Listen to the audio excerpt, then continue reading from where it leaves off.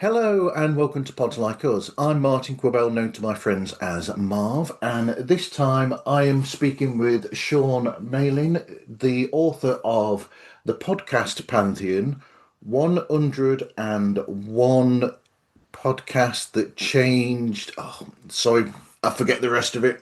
Go on, Sean, explain, please. That's how we listen, of course, naturally. There's even a second subtitle, which is from WTF to Serial. Absolutely. But it's a really tough subject to do because the wealth of podcasts that are out there, even not including the ones that have been out recently, there are that many podcasts that you could retrospectively look at that it must have been difficult to have just done the 101 and to decide which ones of those 101 shows to pick. Indeed, impossible, actually. Originally I pitched the book as 1001 podcasts. I wanted it to be in that series. It's like 1001 movies you have to see before you die. The idea being that with 5 million podcasts in the English language alone, and that was when I started. Don't know how many are really out there. Some people estimate as many as 10 million unregistered. 5 million is like a registered number. It's an official number that comes from the powers that be, which doesn't make it accurate. In fact, it suggests it's not accurate. I thought it would be good to have sort of a book this big Yep. that you could look at forever, because that's how I fell in love with criticism as a kid. I used to go to Barnes and Noble here in the States, and I would just kind of wander around, and I found one of those 1001 movies, and then I read I Lost at the Movies, Pauline Kael, and Great Movies by Roger Ebert. I wanted a book like that, but they said anybody can sort of we can sort of skim all the lists that Apple Podcasts has put out, Spotify has put out, every listicle that's ever been written online can sort of be culled together and assembled that way. The true work of criticism is to do boots on the ground reporting as well as critical essaying to come to understand what are the truly most, if you have to cut throats, what are the 101 that have changed the world. It was a 2-year journey trying to whittle it from 5 million to 1,000 to 101, basically. Dare I ask how you whittled that down? Of course, I think people wonder about this as soon as they see the book because it seems daunting, but that's the whole purpose of the project. Not that it's fun. I started with about 250, give or take, podcasts that I thought if I were to see a book like this, any of these 250 could be in there and they would all be necessary. And then steadily with my team at Chronicle Books and people I know in the podcast industry, I've been writing a podcast column at New York Magazine for about 6 years, 5, 6 years, with some of those people, advisement from editors there. I ultimately cut and cut and cut shows that didn't cut muster because maybe someone associated with the show had caused a problem for the show over the course of some years, or the show had had a significant dip in quality over some years, had changed. We had a couple of occasions where the show that I had thought would be useful changed what it was doing entirely. There were a couple of podcasts that started as in one genre and entered another. And they were influential on one side, but not on the other. And vice versa also happened where it started one way and then it grew into something that was interesting. There were also occasions in that original list of 250 where I thought they really should be in the list. They should be in a book about them because the book is composed of essays. And the one thing that we wanted to promise to readers is that you're going to hear stuff in every single chapter for every single podcast that you've never heard before. Whether it's as simple as Alec Baldwin talking about how he uses throat zone lozenges, which is such a great secret for his voice, like that unlocks everything about Alec Baldwin, I think, to somebody, the office ladies, talking about what it is that they do to get ready to record themselves, which they've never talked about on the show.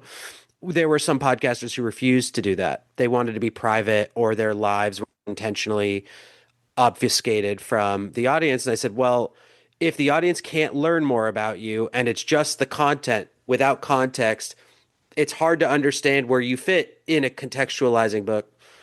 And so those people were eliminated as well, even though their podcasts meritocratically are genius, fabulous, historic.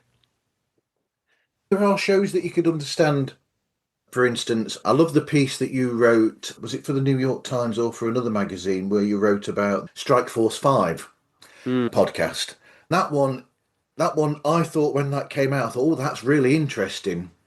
But the issue that I have with that show is that it's limited.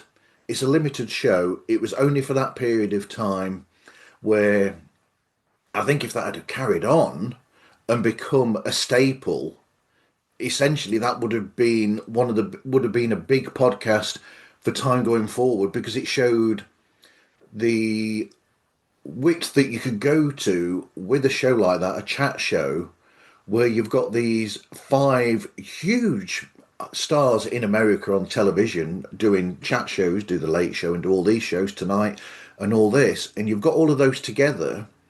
That's an interesting idea, but because it was only for so long during the lockdown, essentially, where they couldn't actually do anything else, then that sort of like pulls it away. If that had carried on, it would have been different. Yeah, first of all, thank you for reading that piece. That was for my Vulture column. I love that piece because all of the that team participated in that piece. You know, we got help directly from Jimmy Kimmel's team to make sure that we had art for that piece and to be able to get all of our facts right because it came together very quickly during the strike. And I think that podcast is a masterpiece, in my opinion. I completely agree with what you've just said about what could have happened in longevity for it and how it could have succeeded in an even sort of more substantial way. You know, that's the kind of podcast that I would have loved to see in this book, but it's also the kind of podcast that because it existed for such a brief time and because not that there aren't miniseries in the book, you know, there are shows that only lasted 6 episodes, like Mystery Show, Starley Kine Show, which is recently it was named in one of Apple Podcasts like 20 shows that we loved, you know, defining a decade or defining a year rather. Such a seminal show, that show. Only 6 episodes total. And length I don't think necessarily determines legacy, but I do think in the case of Strike Force 5 that we probably haven't seen the last of it. And I think that the story of that series is still untold. It feels like an incomplete journey, even though what they have already put out was so, just in my personal opinion, some of the work being done on that podcast is the funniest that a couple of those guys have ever been. I don't think Jimmy Fallon has ever been more lovable than on Strike Force 5. He's so funny. He keeps up with all of them. They turn him into the butt of the joke and he plays along with heart. I'll always love that show and always be grateful to Kimmel's team for helping. And some of them were associated with this book too. That is hilarious because of the fact that you've got these people and they are friends, and you can get that from the way that they are with each other. There's a their naturalism there with them between them all that where they can pick up on these things on each other, and you have this rapport that they all have that is there for all to see. And I think that's one of the nicest things about that type of show is when you do get that where with a dare I say more corporate approach that you find with radio, that they will be not they will be reined in some ways, but they're allowed to be themselves a lot more. Well said, I think. In the US, in radio culture, I grew up in a generation that was still listening to terrestrial radio. Friendship, camaraderie, and fraternity are twisted into the aesthetic of either morning radio or Christian radio, which there's nothing inherently wrong with either of those genres of people talking live while people are listening in their cars, except that you don't get deep emotion typically, certainly not a rich context of emotion between friends. That's not the subject of any radio show. The point is to sell ad space or to play music or to bring people to church. Those or politics is another format where that happens in radio. In podcasting, that the aspect of longevity that you mentioned, that continuing series quality, as well as the lack of diffidence to a corporate owner in many cases has led to some of the greatest podcasts that exist, including some that are in the book, to being places where the nature of the show is about friendship or is about fraternity or is about communion between two different people and or three or five. And Strike Force 5 had massive corporate support. That's the first time I remember hearing ads for United Airlines on a podcast. Car commercials is like watching the Super Bowl or something. You're just hearing the biggest ads that exist in podcasting at all. But those five people created the show to raise money and were going to do everything that they could, including being real on air. And there's courage in that. Martin, you've had a podcast for a long time. As you know, like revealing of yourself on it is actually a quite fraught experience. And we have people in the book who are anonymous for that reason, right? I don't think it's that easy to lay yourself on the line on the air. Absolutely. There's a lot of people who have pseudonyms on shows as well Right. to hide that as well. I've spoken with a lot of them. That's why you won't find video footage of those episodes a lot of the time. Exactly. But the difference there, though, is as much as they've got corporate backing for that show, I hate to keep on this with Strike Force 5 because it is just remarkable the way that it was. I think what made it different to other, dare we say, corporates is the fact that because it was those five and they brought it from their own production companies, technically they were allowed then to be themselves. Whereas if it was through like a Sirius XM or something, not that I'm putting them down or I'm not putting any of these companies down, but because it's their own production companies that are doing this, they have more freedom to be able to do that without overhead over people watching over production people watching over going, you can't put that in there because that's not going to be attractive to this type of audience or that. There's none of that there. It's just basically they're allowed to just go, this is what the show is, there it is. Warts and Yeah, all. that's actually, I think there's a question there. Those five men are very clear about, they understand who bakes the bread for them. They understand how the sausage gets made. And maybe they just have the natural instinct for not delivering anything that could be offensive to a supporter or a backer. I will say that in podcasting, there, people use the phrase, it's the Wild West. You hear that all the time. There's not a lot of regulation for podcasting. There's so much creative freedom for a lot of these places, even if they are self-started corporations. Like I think about Earwolf, now owned by Sirius, formerly by Scripps. When Earwolf was founded, I can't really discern personally a change in the shows on Earwolf. There are a couple represented in the book, like How Did This Get Made and Comedy Bang Bang. Hollywood Handbook was previously on Earwolf. Now it's on HeadGum. HeadGum is independent. It's its own studio. It doesn't have a larger corporate entity that owns it. And the guys who run it, Amir Blumenfeld and Jake Hurwitz, their remit for these podcasts is very loose. I mean, it's not that they don't have rules, but Hollywood Handbook hasn't had to change in 13 years on the air over, they've been at three separate studios, they've been at Patreon. For me, in podcasting, it's one of the very few places in media where corporate ownership isn't a dictatorship necessarily over content. Not that some places don't have professional remits and requirements placed on them by corporate backing and sponsors. Certainly Hollywood Handbook is a good example here because they'll talk about losing sponsors. Like they are constantly hemorrhaging advertisers because they goof in their ad spots, and then what ends up happening is the advertiser gets word that they've done something a little too weird and said, I can't do that. So did the Strike Force 5 guys have pure, that they didn't have any kind of corporate remit, they could say whatever they wanted? I think it's kind of unclear what they were told to do and what was their freedom independently. And we may never know that, without a full oral history of the show, which I'd love to do. And I'll bet they would participate in it when the time was right because those guys are supportive and understand the historicity of what they did and the importance of it, even though I think at least four of them are too humble to say anything, like they're not going to give themselves credit for it. But yeah, the nature of corporate interference in podcasting is a really open question still. And we haven't yet hit the day where you have even a governmental body saying you said something that can't be said. here on the internet on Apple Podcasts, and that's going to be a threshold day when we reach it. I think there's a possibility there that a lot of these companies still see podcast in a way as not the same as it's separate in their minds to other forms of media like films, television, and radio. They still see it as this thing that's it's almost the way that when pirate radio was first out, it was seen as, oh, that's just this thing that's in the back. That's not really important. And they're only now, I think, beginning to see or grasp the importance of what podcasting is and how to use it. But it's taken a lot of these companies a long time to get to that level.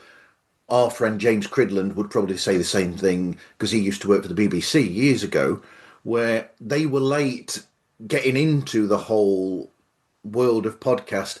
And I'm not really sure that 100% they've really got there now. I still think that what they do, podcasting, is almost like radio shows that they can't put on the radio, but we'll put them out as a podcast instead. They're still thinking with those sort of thoughts. Bingo. Completely agree. And if they read Pod News, if they read James, they would immediately revamp their podcast divisions to be much bigger than they already are. We have media companies that have podcast divisions don't understand that actually it should be podcast companies with media divisions largely. What's funny about all this is that podcasts have been around for 20 years and have Yeah. demonstrated over and over that you can mint money by making a podcast. I think a lot of the wrong lessons keep getting learned, and people in podcasting will make these claims a lot, but they're more right than I think business owners know. The pivot to video, which they've tried a couple of times, there was an attempt in the early 2010s. Now you hear a lot of corporate press release stuff about how everybody's pivoting to video. Children are only watching video. No one's downloading. Well, of course, that's a fallacy. It's not true at all. Not that people aren't watching video, by the way. Of course, people watch podcasts on video. Do they watch it on TikTok? Do they watch it on Instagram or Snapchat? Are they watching it on YouTube? Are they watching it through Spotify now has video components? Are they watching it on Patreon? Those are all they all cut into how people consume, but there's no cutting into audio listeners, people who listen to their podcast. If you listen, you listen. People who have been listening for 15 years will continue to listen in the same way that I haven't stopped listening to music on CDs just because I have Spotify. I still have my record player. I still have access to a CD player. I still have radio in my car. Podcasts are the same way. And it's so true that many companies have been like the Titanic trying to avoid the iceberg, missing the fact that podcasts are not only a price conscious way that you can create media, but also that people want it in its native form. They want an MP3 or they want to stream on a streaming service. And that we've been doing it this same way for a bare minimum of 20 years. I talk in the book about how the pioneers who worked on the RSS feed and then worked on the MP3 download in the 80s and 90s, those people were already ahead of the game saying, well, people will be happy to listen to three people in a room talking if you can just give them a little bonbon that they can put onto their, service, or you can burn onto a CD and take with you on a road trip. I mean, audiobooks have been around for so long. Yeah. It's the same kind of idea. We all consume it in that way. And I love an audiobook. I would have to guess you do too. I do. I do. I've read a few. I've had a few of them read to me. It's like a bedtime story, really. Put an audio book on, and Exactly. it's comfortable. But that there's an interesting fact as well going from that with the YouTube and the video side of it, Yeah. which I found fascinating. I think it was Tom Webster was saying that about a lot of people have said, "Oh, what we are having the video version," but interestingly, they're only having the video version on in the background while they're still doing other things. They're listening to it, and they only have a look at the screen if somebody mentions something, and they have to look because it's like, oh, we've got. It's like there's the famous one with video podcasts where people will go, "I'm talking to such and such, the author of this book." Unfortunately, your book hasn't come out yet, and I haven't got my physical copy yet. Otherwise, I would Yeah. have gone. I've got it, but it is on its way. There you There we go. go. There's the book. But yes, so that's an interesting one as well, where people are still listening, even with the video component there. Yeah, I find this to be I find people being baffled about this amusing because I'm like, are you not a normal person who has normal chores and things to do? I have work today. I'd love to watch footy, but I'm going to also be doing my work and I can't let it distract me. How am I going to do that? I'm going to listen to it. I can't have it on the television all day. It will distract me or I won't pay attention and I'll miss something. But if I have the sound on, I can have it ambient all day.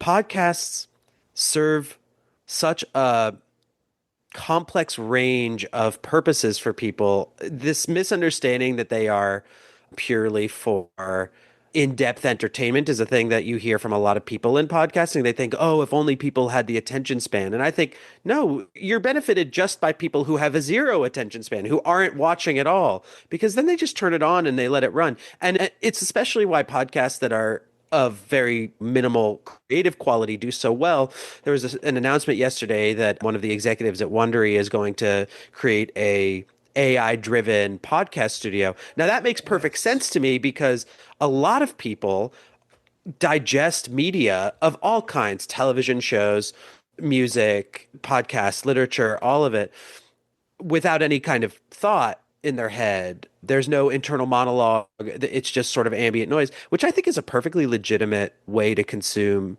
media. It's not how I typically consume media, but in the case of soccer, it will be. And I don't mind people making that choice with podcasts, but there's other ways that people are listening to podcasts and the misunderstanding that has been perpetuated by companies like YouTube or Spotify that people only want sort of middle of the road content that they can listen to while they're doing other tasks as a video. There's something so confused about that, and it really doesn't understand how people are actually listening. There was a story the other day about how in India and China, you have tens of millions of people listening to podcasts every day, something close to a billion streams. And when you think about a billion people consuming any one medium, you cannot, there's no chance in hell that all of those people are disengaged from it or engaged with it. Every type of listening is happening. You have the most hardcore listeners. I wouldn't be surprised if the follow up to this book came out of India or China or South Asia in some way, because that's a culture that really loves and appreciates this medium. Everybody listens differently, and there has to be a large scale diet.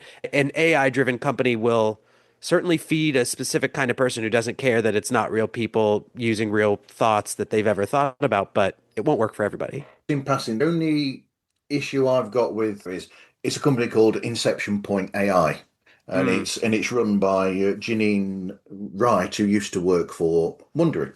The issue is that, I mean, James Cridlin, I'm going to quote again, he's up in arms about the fact that they're not disclosing that it's AI generated, and they're not saying that there's anything to do with AI at all in the programming, which is really they should be doing, because that's the mandate, that they should be saying that, oh, this is that, because then people are coming in knowing that.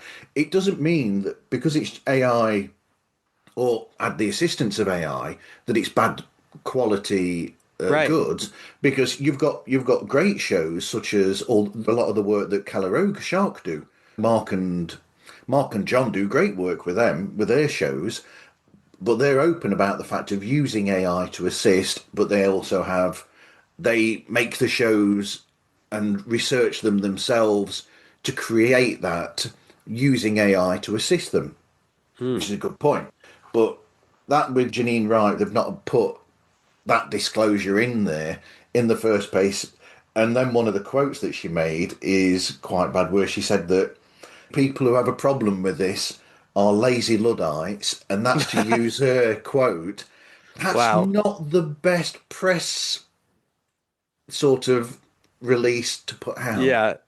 I have to confess to definitely being a lazy Luddite. I can't say that she's wrong about me there, which is such a funny thing to accuse. If you don't digest media from my AI company, if you don't listen to podcasts that are plagiarized from other people, that are taken from large language learning models Yeah. from something other people said, you're a lazy Luddite. That's pretty good marketing.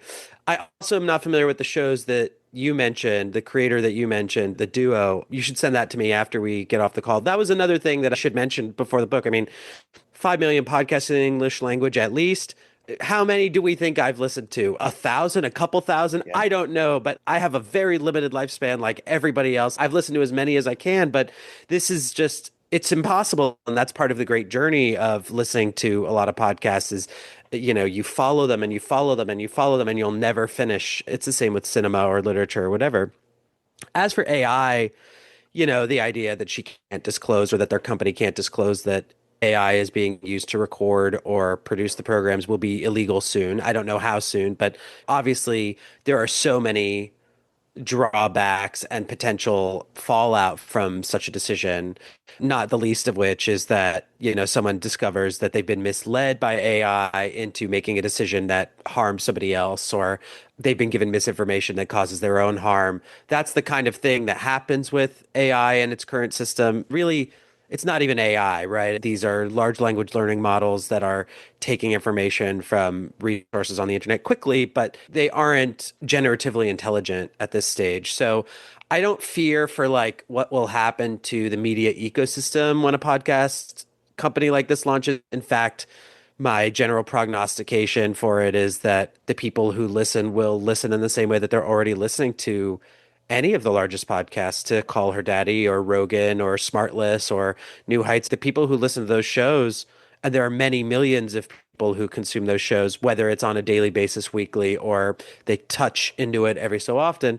A lot of those people are sampling in a way that we still haven't come to terms with. We think, oh, it's the same 50 million people listening to Call Her Daddy every week. That's not true. There Mm. are many people who are regular listeners, but press and fame and success and algorithmic suggestion leads people to material. What'll happen with a company that's AI driven as soon as it starts to announce AI created this podcast is it will have a massive collapse in its audience scale. It's not that it won't be successful first or fast.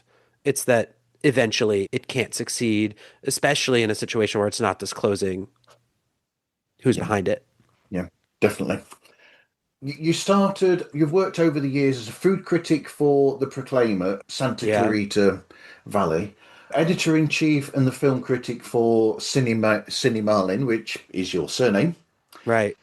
You've written for Vulture, obviously that piece that I mentioned, and got the wrong magazine that you'd written that for, but I write for the New York Times too. It's not an issue. It started when I was a teenager on YouTube. In the first generation of YouTube uploaders, me and my best friend Daniel made YouTube videos, and we got the attention of Al Gore's network, Current TV, which since became Al Jazeera and I think is now defunct.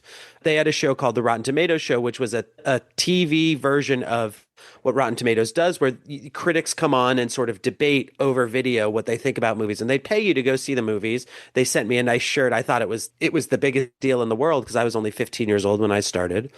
From there, I've had a number of jobs as a critic or editor. For years, I covered Sundance for a public access television station in San Francisco called Medium Rare TV, which was focused on media created exclusively by women and people of color. It was an Atlas granted organization, a not for profit. From there, I started getting jobs at newspapers. I worked at the Austin Chronicle for years as a critic, and that's where I started writing about food in earnest. I also wrote about it for Matador Network. What would happen, Martin, is that I'd get on assignment, to go to Sundance or South by Southwest or the San Francisco Film Festival. I covered the Sydney International Film Festival, big global festivals. yeah. And in order to make money, you pitch by the piece. And so I would pitch this and this and this and this and this. And I'd be, what about if we did a piece about what I was going through emotionally while I was at a film festival? And people would say, "Oh, that's a kind of an interesting spin of what does a person who is living his real life, who's experiencing film festivals feel?" I've never seen anything like that in print. So I wrote a piece called, I can't remember what it's called, on the Good Life Led by Punxsutawney Phil, I think it was, which was about how Groundhog Day, the movie and also the character, was sort of where my head was at when I was at Sundance after a breakup. And then I started writing pieces about traveling, like where should I eat if I'm going to these festivals, the things that I wasn't seeing other critics create. And eventually I started getting formal assignments on first on travel, then ultimately food, then comedy, until it became a thing where my it just became off-kilter or esoteric approaches to general criticism. I still write and wrote criticism. I do it now with regularity. I wrote a piece for New York Magazine last year that was like the definitive list of every performance that Ben Stiller has ever delivered on camera. Wow. That was a big piece. It took forever, took years to get off the ground. I still produce those pieces, but generally I now refer to myself as a culture critic. I'm not like some my colleague Nicholas Qua at Vulture. He's like a podcast critic. That's his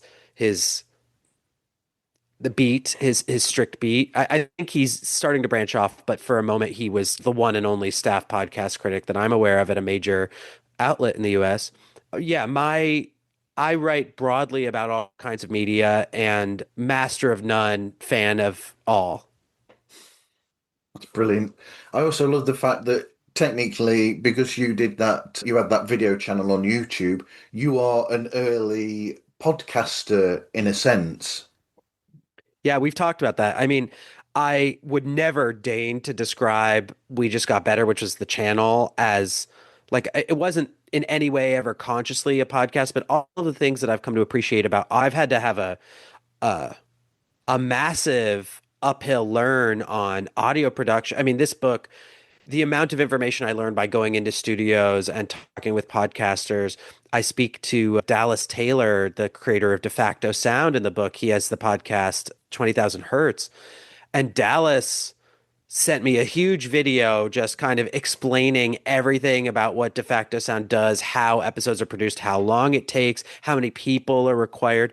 These are things that I understood to some degree, but not at an academic level before embarking on the book.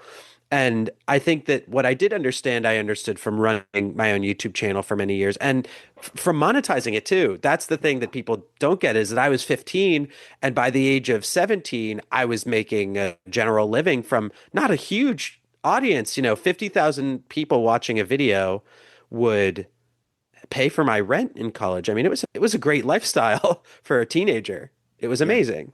Those days are, of course, over. But yeah, I don't know if I would say that I'm a podcaster so much as that I learned about podcasting through doing it, if that makes any sense. it does. It does. So, what was the origin then of the book? How did it come about? You'd been already doing magazine pieces about different podcasts and about the world of podcasting. So, how did it go from that level to actually coming up with a book? I had the concept in my head. I keep a notes app of things that I think would be interesting. A lot of it turns out to be trash that goes in the dustbin. But I went to see an old professor of mine. I have a master's from the University of Texas, and I was visiting Austin. And I went to see an old professor. He's a great scholar. I thank him in the book. His name is Thomas Schatz. He's a scholar on Hollywood, one of the greatest. And he was an amazing mentor to me. And he kind of out of nowhere got a little finger and he like poked it in my chest and was like, "Hey, where's the book?" And I said, "What are you talking about? What book?" He's like, "I know you've got ideas. Why don't you pitch a book?" I said, I hadn't really thought about it. I haven't been approached for a book in my life. Isn't that how it happens? That someone comes to you and says, "You're a genius. Won't you publish a massive book for us?" And he said, "No, or what are you, some kind of idiot? You go and he didn't say that. I'm sorry. I'm fictionalizing now. No, he basically suggested, look, you just reach out to everyone that you've met in the media world. You say that you have an idea, they'll direct you. That turned out to be 100% true. I went to my editor at Vulture, Meg Wright. Meg Wright put me on the path. She's an incredible editor. She edits my column at Vulture. She put me on the path of a literary agent. I signed with the David Black Literary Agency. The David Black Literary Agency loved the idea and immediately started to get to work on selling the book. When we eventually partnered with Chronicle Books, the pitch that they accepted and the book that you see here are essentially one and the same. There was no meddling, there was no strain. I was not put in a corporate chokehold by my contract, and they're a sizable publisher, significant publisher. They were so supportive. My editor, Olivia Roberts, was so amazing that we partway through the process, I said, "This is going to work. I think this is going to become a book." It doesn't always happen that way, but it did happen that way in this case. I have that lineage of my professor, Tom Schatz, to my editor, Meg Wright, to Joy Tutela at the David Black Agency, to Olivia at Chronicle Books, all of those lines of defense that could have prevented me from making a book actually opened the gates for it, and that's how it got created. But it's a fascinating structure that and format that you've put with the book as well, because you've got like sections.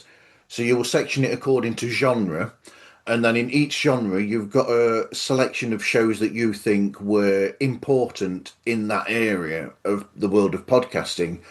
So it's a nice one of those books where you could read it from front to back if you wanted to, but it's also a good one, and I like these sort of books where you can just dip into it and you could use it as a resource in a way then as well, because you could be in this sort of mood and think, do you know what, I fancy a podcast, and it's a podcast that's this sort of area, what's in this book, and use it as that sort of thing where it's like, oh, I've not heard that because, like you said, we've all heard this many shows. Well, a lot of us have, that we still haven't got the time to have heard every single show.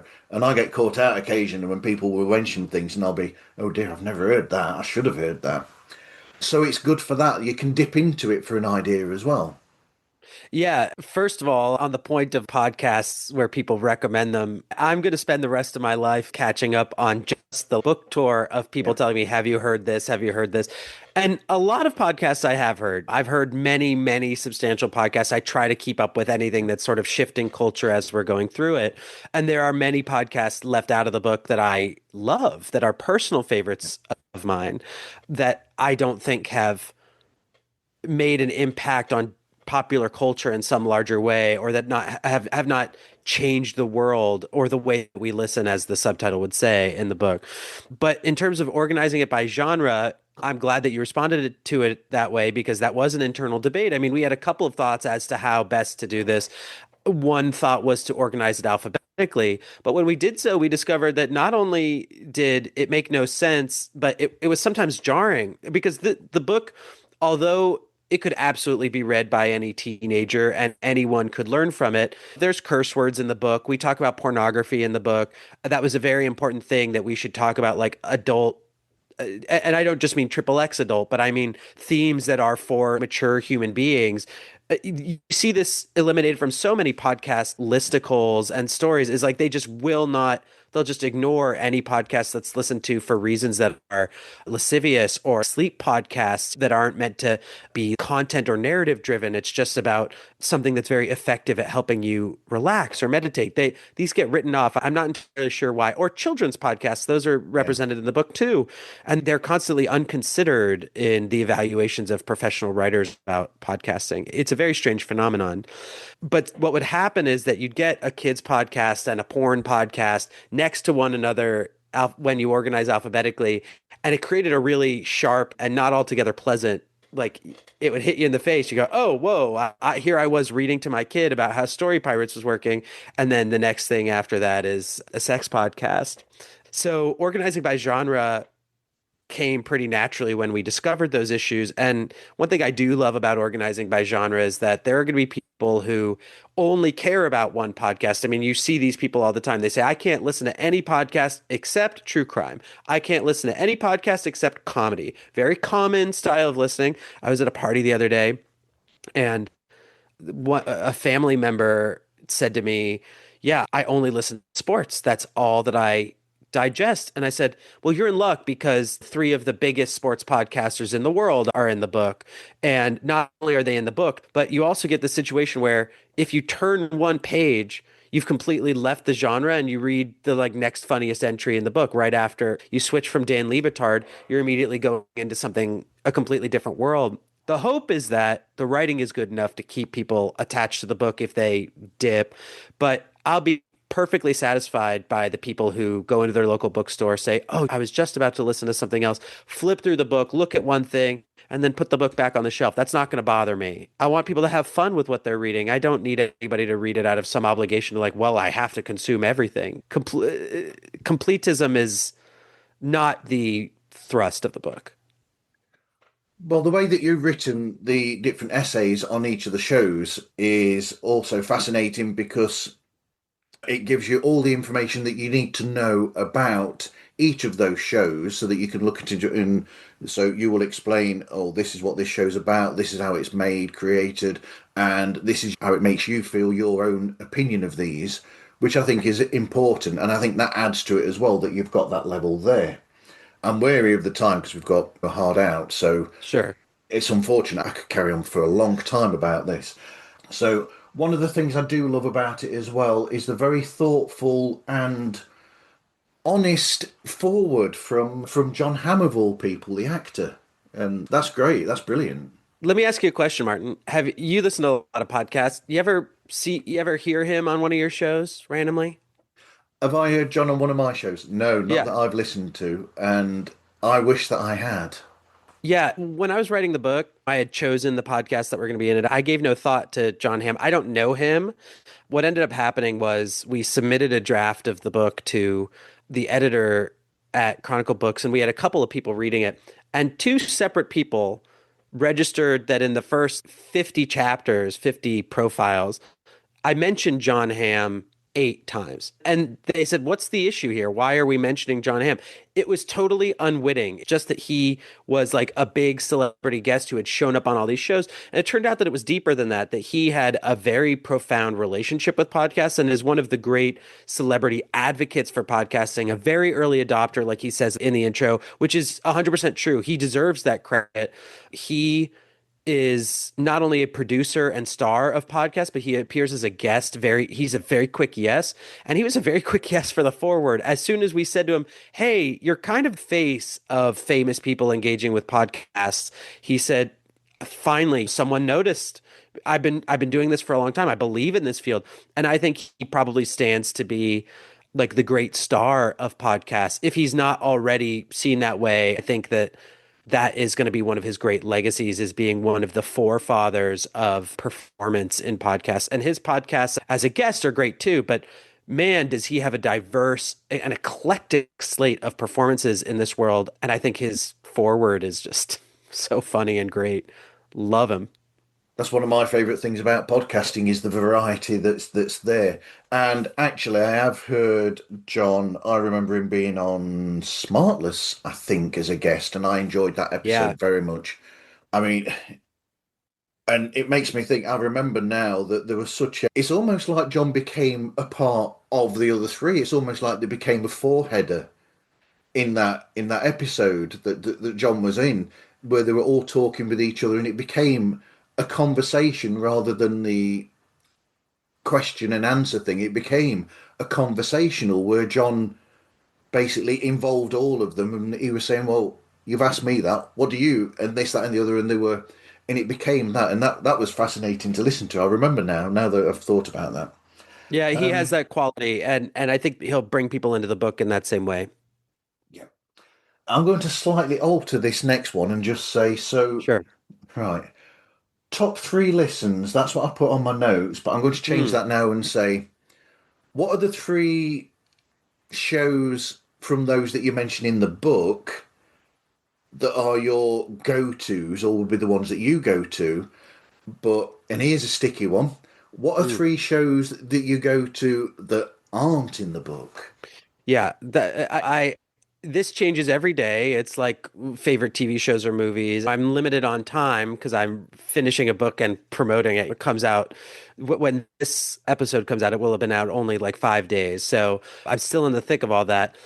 But I've been intentionally avoiding listening to a lot of podcasts, including the ones in the book, because I spent years and years of 14 hours a day, 12 hours a day listening to podcasts. It's just so much. I need to give my ears a break. But when I'm at the gym, right now, I'm listening to WTF because I want to see it out through the end. I love Mark, and Mark and Brendan both participated in the book, and I'll always listen to them. I listen to Comedy Bang Bang every week, every episode. I've never missed an episode since I started listening in 2011. I also listen to news pretty much every day. The Take by Malika Bilal and Alexandra Locke, which is the Al Jazeera podcast, the daily episode podcast. I love that news show. Those three are sort of like regular go-tos. I keep up with them pretty much every day. And again, it's good for the gym because the Take is sometimes as short as 20-minute episodes. There are a few others in the book that I listen to regularly. Hollywood Handbook, Hello from the Magic Tavern, I'm listening to all the time. I'm always checking back in with Conan.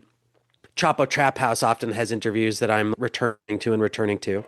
In terms of podcasts that are not in the book, I've got so many recommendations. I've been really enjoying one called the Bedtime Podcast, which is this couple in California who record an episode before they go to bed every night or week, and that's a great one. I highly recommend it. Strange, lovely little podcast. I've been listening a lot to Best Friends, which is Nicole Byer and Sashir Zamata's podcast. You know, we could have put five different Nicole Byer podcasts in the book. She's so prominent and dominant in that world. But Best Friends is such a lovely one. I wrote about it for my column, but just when it came down to we can only put one Byer podcast in the book, we ultimately settled on Why Won't You Date Me? And I explained in the book why we chose that one. But I love Best Friends. And I also have just been digesting a ton of, I'll listen to the Daily regularly. That's not in the book. I'll keep up with anything that's popping off. Amy Poehler's Good Hang is a show that's popular now. That's not my favorite show, but it is a show that I think is important to listen to because you're seeing clips of it circulate everywhere. It matters to people very actively. Those are some shows, but I try to dip into rabbit holes whenever I can. I'm not the kind of person, Martin, who like goes down a rabbit hole and then loses my mind while I'm down there. Like, I'm listening actively. I like to find stuff, but that's like the current stuff while I'm on my podcast hiatus. Okay, very quickly, I'll say another. I've realised there's another one with John Hamm that I've listened to every episode of. Oh yeah. Stanland.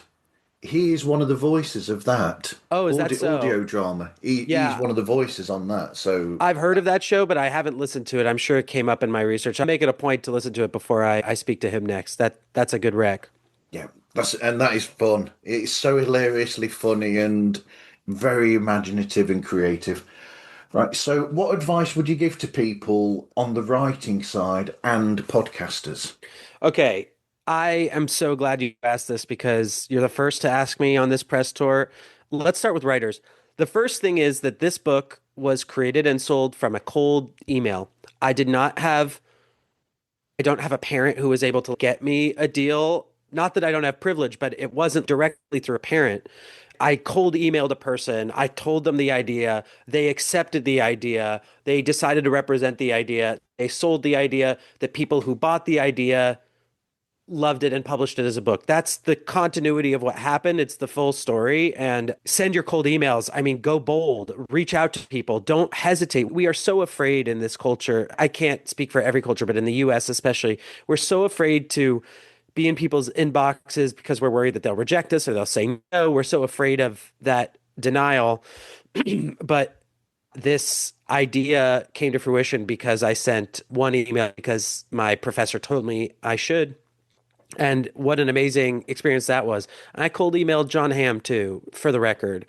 We didn't know each other. Another piece of advice that I would give for writers is love your editor. If your editor is a bully, it's okay not to like them. But if they are cutting stuff and they're saying, we really think we can strengthen this book, the book that I wrote is a larger book than we expected, 240 pages, but it is very controlled and I'm so proud of every word. And that's because my editors were so precise. They cared for the book. The project meant something to them.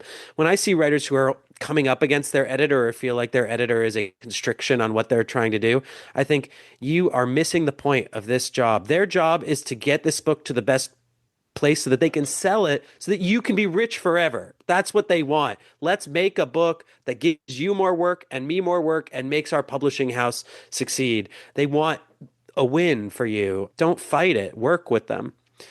As for podcasters, I think most podcasters probably know better than I how to do what they do, but if I could give advice to any of them, I would say don't be afraid of what's happening with AI.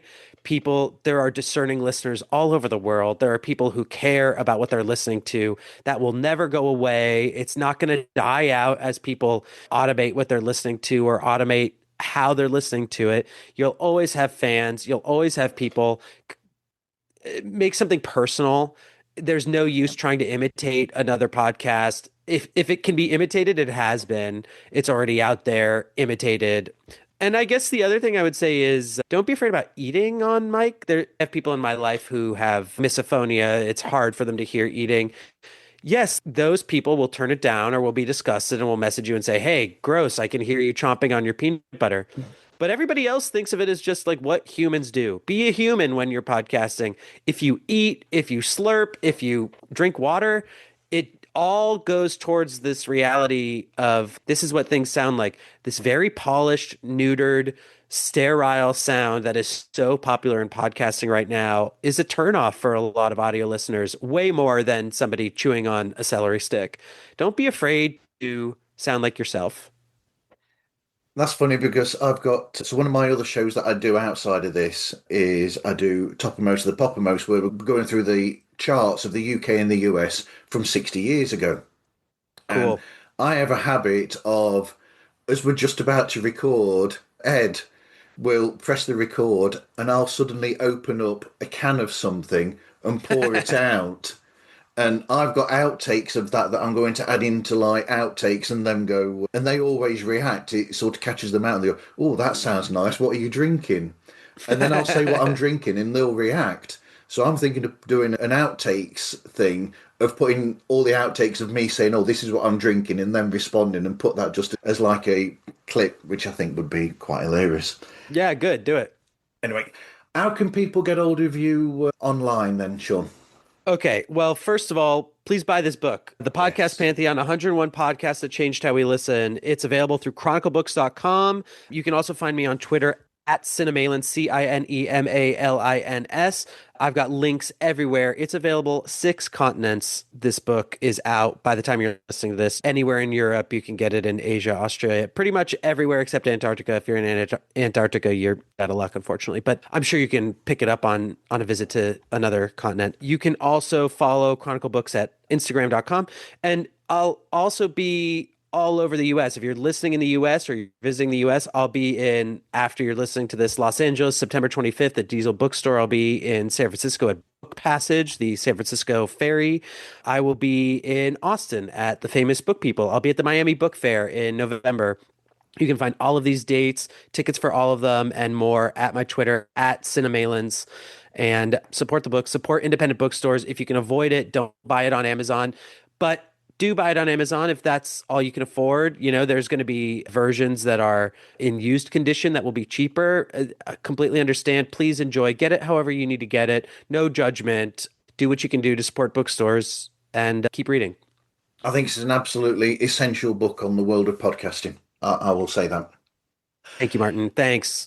Not a problem. You can find Pods Like Us on any streaming platform, and any of the links to socials and email and our Patreon page are available at themarvzone.org.